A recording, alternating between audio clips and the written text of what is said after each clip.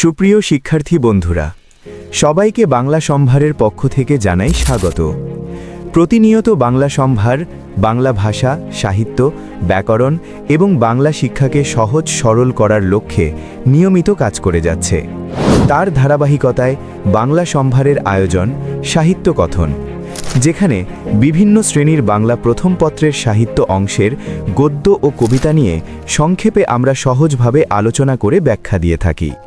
আজকে আমাদের আলোচনার বিষয় বাংলা সাহিত্যের শ্রেষ্ঠ কথা সাহিত্যিক শরৎচন্দ্র চট্টোপাধ্যায় রচিত একাদশ-দ্বাদশ শ্রেণীর বিলাসী গল্পটি।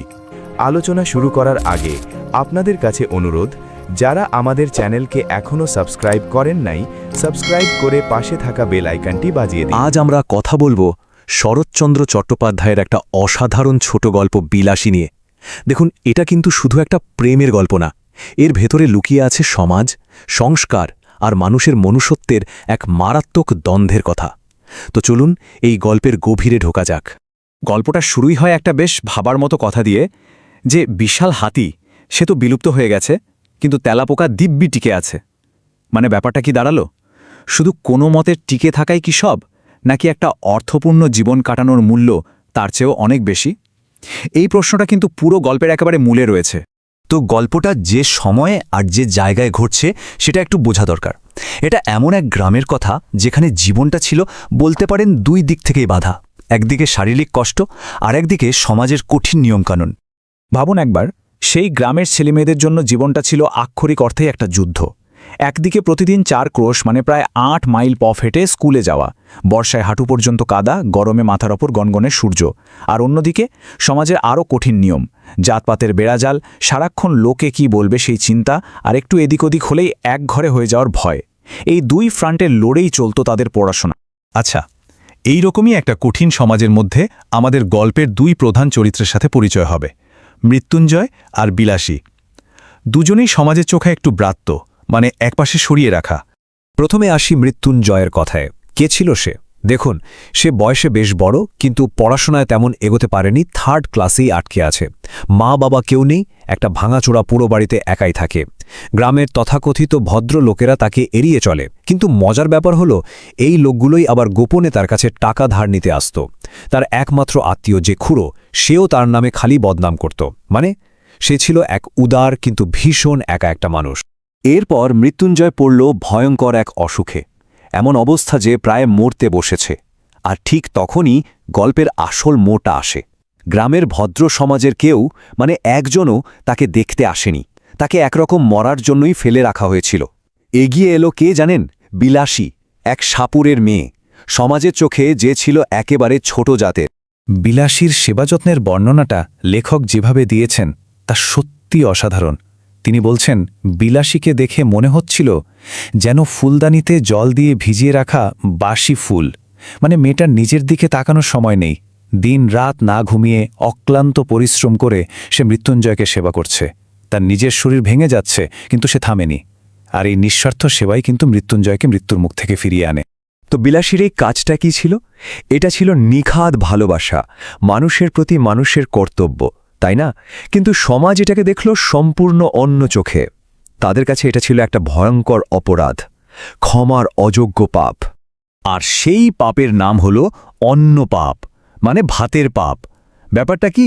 তখনকার জাতপাত ভিত্তিক সমাজে নিয়ম ছিল যে উঁচু জাতের কেউ নিচু জাতের কারো রান্না করা ভাত খেতে পারবে না।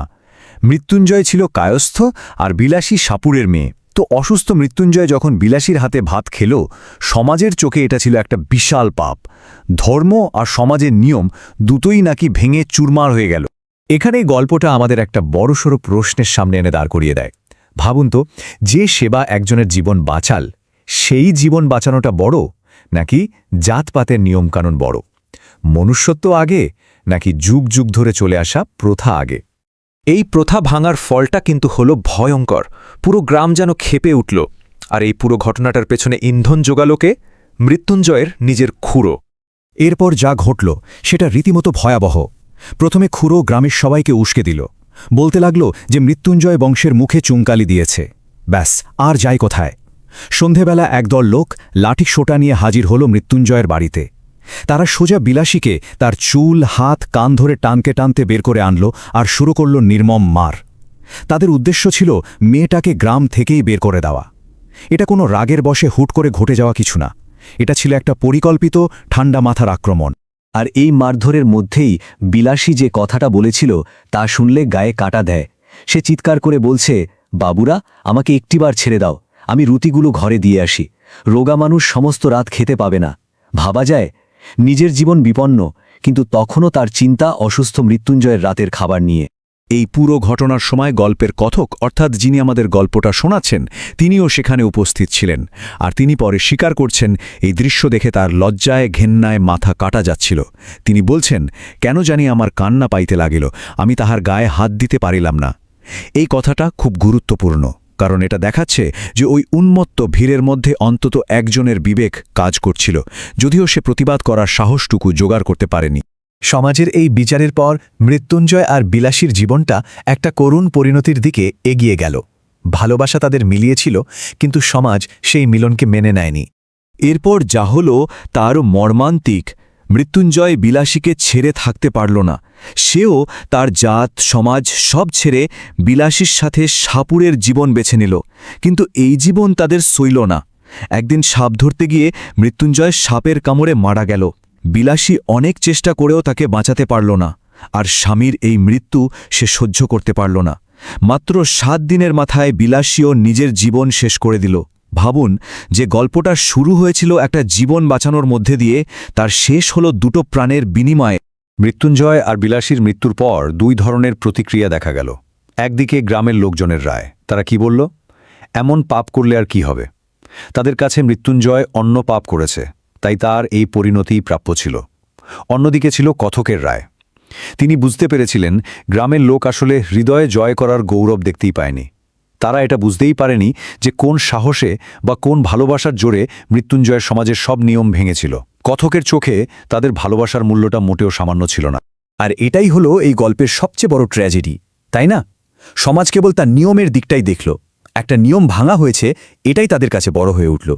কিন্তু যে গভীর মানবিক ভালোবাসা, যে নিঃস্বার্থ সেবা এই নিয়ম ভাঙতে বাধ্য করেছিল, সেটা তাদের চোখে পড়লই না। নিয়ম বাঁচাতে গিয়ে তারা মনুষ্যত্বকেই খুন করে ফেলল।